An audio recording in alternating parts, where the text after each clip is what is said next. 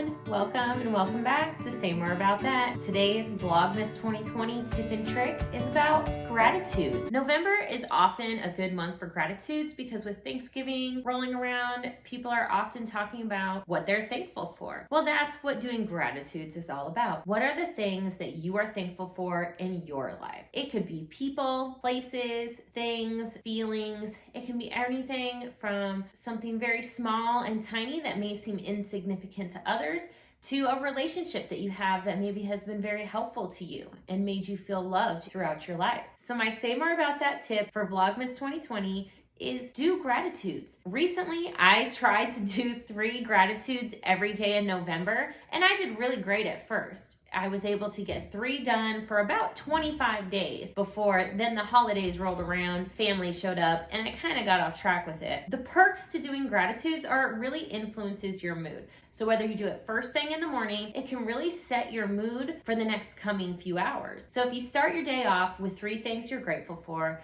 it's likely to help you feel more positive and better as you start your day. And if you're the kind of person who struggles to fall asleep or spends a lot of time laying in bed awake thinking about shoulda, woulda, couldas throughout the day, tasks and to-do lists for tomorrow, if you spend your time listing off gratitudes, things you're thankful for, that can really help calm your mind and put you into a more happy and contented place that can then help you to fall asleep. Gratitudes are great for shifting your thinking to go from a negative to a positive mindset. Gratitudes also can rewire your brain so that way you are just more positive in general. So you can see a good side to a bad situation. You can help find answers to problems more easily. Gratitudes are a great way to decrease stress, anxiety, depression. They can help lift your spirits and help you be thankful in the moment for the things that you do have. And it's a very good mindfulness practice.